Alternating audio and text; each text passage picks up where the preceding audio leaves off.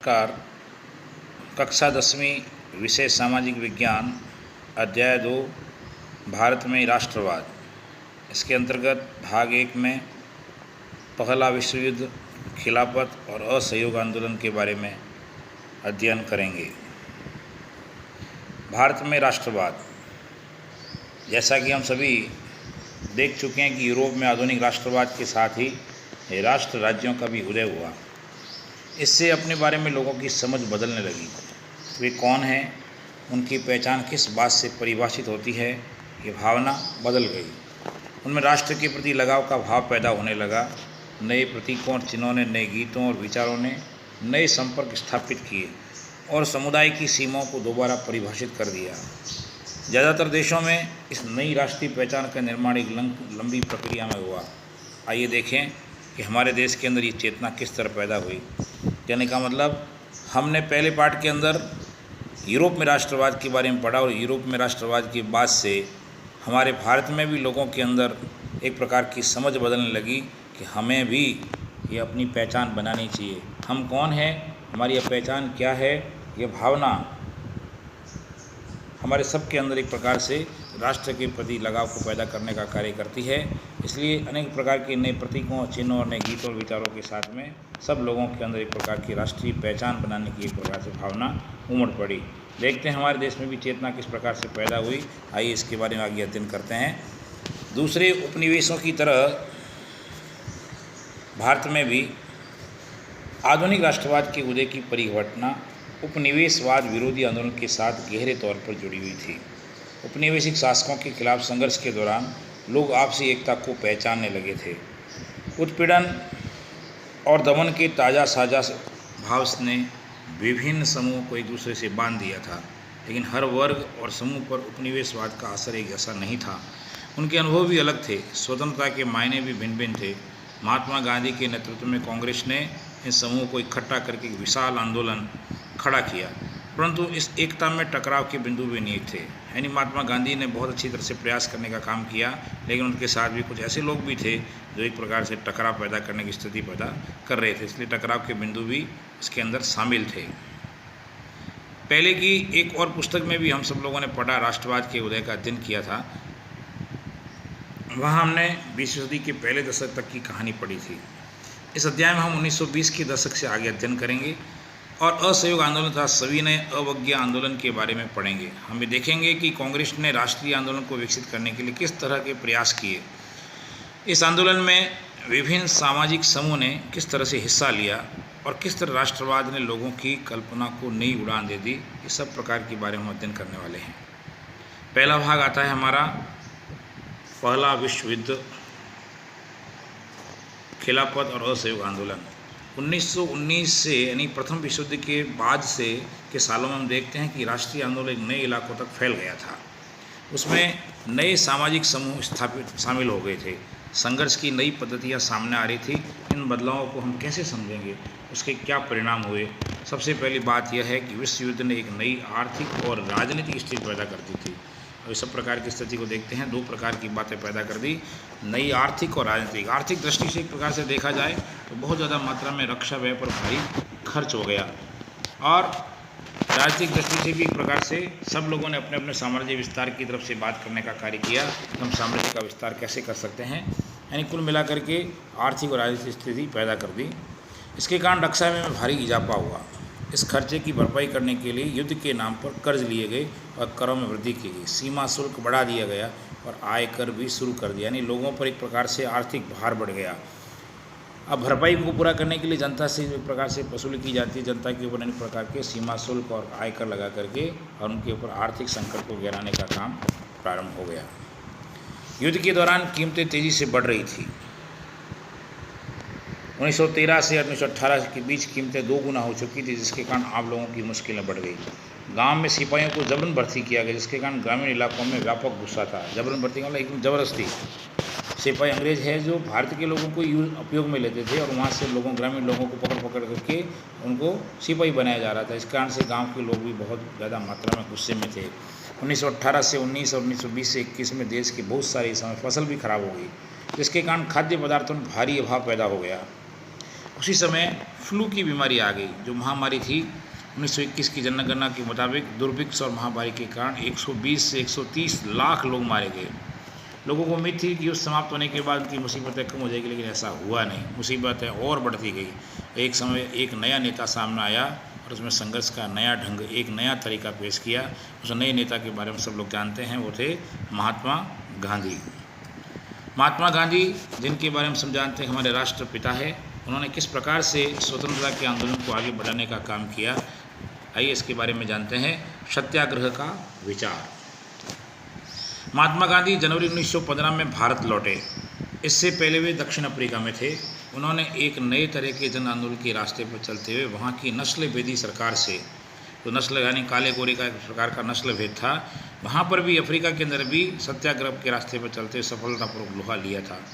इसी पद्धति को उन्होंने सत्याग्रह भी कहा था। सत्याग्रह के विचार में शक्ति की शक्ति पर आग्रह और सत्य की खोज पर जोर दिया जाता था। इसका अर्थ ये था कि अगर आपका उद्देश्य सच्चा है, यदि आपका संघर्ष अन्याय के खिलाफ है, तो उत्पीड़न से मुकाबला करने के लिए आपको किसी शारीरिक बल की आवश्यकता नहीं है। यही सत्याग्रह महात्मा गांधी ने सबके सामने स्पष्ट किया।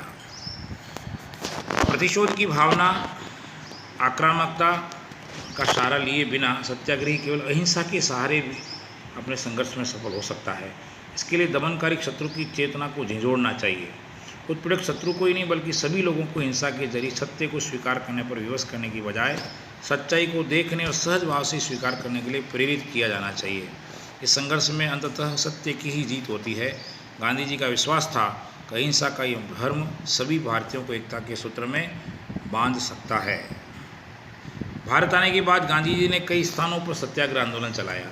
1917 में उन्होंने बिहार के चंपारण इलाके का दौरा किया और दमनकारी बागान व्यवस्था के खिलाफ संघर्ष, किसानों को संघर्ष के लिए प्रेरित किया।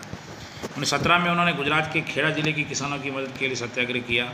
फसल खराब हो जाने और प्लेग की महामारी के कारण खेड़ा जिले के किसान लगान चुकाने की हालत में नहीं थे।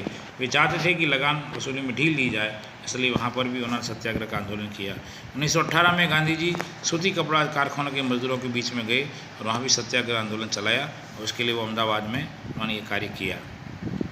फिर आता है अंग्रेजों द्वारा एक काला कानून, जिसका नाम है रॉलेट एक्ट। इस कामयाबी से उत्साहित होकर गांधी जी ने 1919 में प्रस्तावित रॉलेट एक्ट के खिलाफ एक राष्ट्रव्यापी सत्याग्रह का आंदोलन चलाने का काम किया। विभिन्न प्रकार के सत्याग्रह आंदोलन चलाने के बाद, उनकी सफलता के बाद गांधी जी के अंदर एक प्रकार से उत्साह की उमंग लहर दौड़ पड़ी। सत्याग्रह के आधार पर चल करके हम कोई न कोई आंदोलन चला सकते हैं। तो उन्होंने अंग्रेजों द्वारा रॉलेट एक्ट जो अपना पारित किया गया था कानून, उस 1919 में उसके खिलाफ भी उन्होंने सत्याग्रह का आंदोलन चलाने का फैसला लिया। भारतीय सदस्यों की भारी विरोध के बावजूद इस कानून को इंपीरियल लेजिस्लेटिव काउंसिल ने बहुत जल्दबाजी में पारित कर दिया। इस कानून के जरिए सरकार को राजनीतिक गतिविधियों को कुचलने और राजनीतिक कैदियों को 2 साल तक बिना मुकदमा चलाए जेल में बंद रखने का अधिकार मिल गया।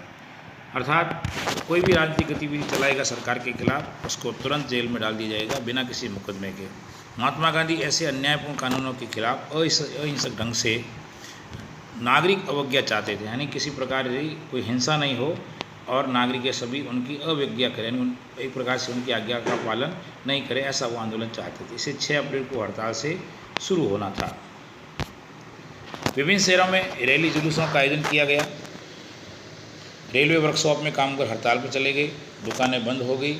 इस व्यापक जन उभार से चिंतित तथा रेलवे व टेलीग्राम जैसी संचार सुविधाओं के भंग हो जाने की आशंका से भयभीत अंग्रेजों ने राष्ट्रवादियों पर दमन शुरू कर दिया। यानी इस प्रकार से यदि जनता ने रूप धारण कर लिया तो हम लोगों का यहाँ पे काम करना बड़ा मुश्किल हो जाएगा। उन्होंने राष्ट्रवादियों पर दमन शुरू कर दिया था, गोली मारना, जेल में ठूसना, इस प्रकार से सारे काम प्रारंभ कर दिए। अमृतसर में बहुत सारे स्थानीय नेताओं को हिरासत में ले लिया गया। गांधी जी के दिल्ली में प्रवेश करने पर पाबंदी लगा दी गई। 10 अप्रैल को पुलिस ने अमृतसर में एक शांतिपूर्ण जुलूस पर भी गोली चला दी। इसके बाद लोग बैंकों, डाकखानों और रेलवे स्टेशनों पर हमला करने लगे। अब मार्शल लॉ लागू कर दिया गया और जनरल डायर ने उसकी कमान संभाल ली। 13 अप्रैल को एक बहुत बड़ा कांड हुआ, जो कह सकते हैं कि इतिहास में एक प्रकार से वह काला दिन था। 13 अप्रैल को जलियांवाला बाग कांड में हत्याकांड हुआ। उस दिन अमृतसर में बहुत सारे लोग अपने सालाना बैसाखी मेले में शिरकत करने के लिए जलियांवाला बाग मैदान में जमा हुए थे। काफ़ी लोग तो सरकार द्वारा लागू किए गए दमनकारी कानून का विरोध प्रकट करने के लिए एकत्र हुए। ये मैदान चारों तरफ से बंद था। शहर से बाहर होने के कारण वहाँ जुटे लोगों को ये पता नहीं था कि इलाके में मार्शल लॉ लागू किया जा चुका है। जनरल डायर हथियारबंद सैनिकों के साथ वहाँ पहुँचा और जाते ही उसने मैदान से बाहर निकलने के सारे रास्तों को बंद कर दिया। इसके बाद सिपाहियों ने भीड़ पर अंधाधुंध गोलियाँ चला दी और सैकड़ों लोग मारे गए। बाद में उसने बताया, जब उससे पूछा गया था आपने इस प्रकार की गोलियां चलाने का आदेश कैसे दिया, तो जनरल डायर ने बताया कि वह सत्याग्रहियों के जहन में दहशत और विस्मय का भाव पैदा करके एक नैतिक प्रभाव उत्पन्न करना चाहता था, इसलिए उन्होंने गोलियां चलाई जिससे सैकड़ों लोग मर गए। जैसे जैसे जलियांवाला बाग की खबर चारों तरफ फैली, उत्तर भारत में बहुत सारे शहरों में लोग सड़कों पर उतर आए। अंग्रेज सरकार के खिलाफ एक प्रकार से बहुत बड़ा आंदोलन प्रारंभ हो गया। हड़तालें होने लगी, लोग पुलिस से मोर्चा लेने लगे, सरकारी इमारतों में हमला करने लगे। सरकार ने कार्रवाइयों को निर्ममता से कुचलने का रास्ता अपनाया। सरकार लोगों को अपमानित और आतंकित करना चाहती थी। सत्याग्रहियों को ज़मीन पर नाक रगड़ने, सड़क पर घसीट कर चलने, सारे साहिबों को सलाम करने के लिए एक प्रकार से मजबूर किया गया। लोगों को कोड़े मारे गए और गाँवों पर बम बरसाए गए। इस प्रकार की सारी दमनकारी नीति अंग्रेज सरकार ने उन राष्ट्रवादियों पर या सत्याग्रहियों पर चलाने का काम किया। हिंसा फैलते थे गांधी जी को एक प्रकार से बहुत दुख हुआ। महात्मा गांधी ने आंदोलन को वापस ले लिया। भले ही रॉलेट सत्याग्रह एक बहुत बड़ा आंदोलन था, लेकिन अभी भी वह मुख्य रूप से शहरों और कस्बों तक ही सीमित था। महात्मा गांधी पूरे भारत में और भी ज़्यादा जनादर वाला आंदोलन खड़ा कराना चाहते थे। केवल शहरों से ही काम नहीं चलने वाला, गाँवों को लोगों को अपने साथ जोड़ना पड़ेगा, ऐसा वो सोचते थे। उनका मानना था कि हिंदू मुसलमानों को भी एक दूसरे के नज़दीक लाना चाहिए, उसके बिना भी कोई आंदोलन नहीं चलाया जा सकता। उन्हें लगता था कि खिलाफत का मुद्दा उठाकर वे दोनों समुदायों को नज़दीक ला सकते हैं। पहले विश्व युद्ध में ओटोमन तुर्की की हार हो चुकी थी। इस आशय की अफवाहें फैली हुई थी कि इस्लामिक विश्व के आध्यात्मिक नेता ओटोमन सम्राट पर एक बहुत सख्त शांति संधि थोपी जाएगी। खलीफा की तात्कालिक शक्तियों की रक्षा के लिए मार्च 1919 में मुंबई में खिलाफत समिति का गठन किया गया था। मोहम्मद अली और शौकत अली बंधुओं के साथ साथ कई युवा मुस्लिम नेताओं ने इस मुद्दे पर संयुक्त जन कार्रवाई की संभावना तलाशने के लिए महात्मा गांधी के साथ में चर्चा शुरू कर दी थी। सितंबर 1920 में कांग्रेस के कलकत्ता अधिवेशन में महात्मा गांधी ने भी दूसरे नेताओं को इस बात को राजी कर लिया कि खिलाफत आंदोलन के समर्थन और स्वराज के लिए असहयोग आंदोलन शुरू किया जाना चाहिए। अब असहयोगी क्यों, इसके बारे में प्रश्न उठा, तो इसके बारे में महात्मा गांधी ने स्पष्ट करने का काम किया। उन्होंने अपनी पुस्तक थी हिंद स्वराज, उस हिंद स्वराज जो 1909 में लिखी थी, उसमें कहा था कि भारत में ब्रिटिश शासन भारतीयों के सहयोग से स्थापित हुआ था और ये शासन इसी सहयोग के कारण चल रहा है। अगर भारत के लोग अपना सहयोग वापस ले ले तो साल भर के भीतर ब्रिटिश शासन ढह जाएगा और स्वराज की स्थापना हो जाएगी। असहयोग का विचार आंदोलन कैसे बन सकता था? गांधी जी का सुझाव था कि आंदोलन चरणबद्ध तरीके से आगे बढ़ाना चाहिए। सबसे पहले लोगों को सरकार द्वारा दी गई पदवियाँ लौटा देनी चाहिए और सरकारी नौकरियों, सेना, पुलिस, अदालतों, विधायी परिषदों, पुलिस और स्कूल और विदेशी वस्तुओं का बहिष्कार करना चाहिए। इस प्रकार से यदि हम लोग असहयोग करेंगे, नहीं अंग्रेज सरकार का या ब्रिटिश शासन का हम लोग सहयोग नहीं करेंगे, तो स्वतः वो मजबूर हो जाएंगे कि यहाँ की जनता है, भारत की जनता है, हमारा सहयोग नहीं करे, इसलिए हमको अब यहाँ रहने से कोई फ़ायदा नहीं है। अगर सरकार दमन का रास्ता अपनाती है तो व्यापक सविनय अवज्ञा भी शुरू किया जाए। यदि वहाँ पे दमन का रास्ता अपनाने का काम करती है तो गांधी जी ने कहा कि व्यापक सविनय अवज्ञा आंदोलन भी हम बहुत विनम्रपूर्वक उनकी बातों को नहीं मानेंगे, ऐसा अभियान शुरू किया जाए। 1920 की गर्मियों में गांधी जी और शौकत अली आंदोलन के लिए समर्थन जुटाते हुए देश भर में यात्राएं करते रहे। कांग्रेस में बहुत सारे लोग इन प्रस्तावों पर सशंकित थे कि नवंबर 1920 में विधायी परिषद के होने वाले चुनाव का बहिष्कार करने में हिचकिचा रहे थे। उन्हें भय था कि इस आंदोलन में लोग हिंसा कर सकते हैं। सितंबर से दिसंबर तक कांग्रेस में भारी खींचतान चलती रही। कुछ समय के लिए ऐसे लगा कि आंदोलन के समर्थकों और विरोधियों की बीच सहमति नहीं बन पाएगी। आखिरकार दिसंबर 1920 में कांग्रेस के नागुर उद्देश्यों ने एक समझौता हुआ और असहयोग कार्यक्रम पर स्वीकृति की मोहर लगा दी गई। आंदोलन किस तरह आगे बढ़ा, उसमें किन किन लोगों ने हिस्सा लिया, विभिन्न सामाजिक समूहों ने असहयोग के विचार को किस तरह समझा, आइए इसके बारे में अध्ययन करते हैं। अगले पार्ट में अगला जब भाग होगा उस भाग के अंदर हम अध्ययन करेंगे। इस भाग के अंदर गांधी जी के सत्याग्रह के और असहयोग आंदोलन के प्रति जिन प्रकार के भी कार्य थे उसके बारे में अध्ययन किया। इस पाठ के कुछ प्रश्न हैं, उसको हल करें। जलियांवाला बाग हत्याकांड कब हुआ? सत्याग्रह आंदोलन किसने चलाया? हिंद स्वराज नामक प्रसिद्ध पुस्तक किसने लिखी? जलियांवाला बाग में निहत्थे लोगों पर गोलियां चलाने का आदेश किस अंग्रेज सरकार ने दिया था? रॉलेट एक्ट क्या है, इसके बारे में लिखिए। इन प्रश्नों को अपनी उत्तर पुस्तिका में करें।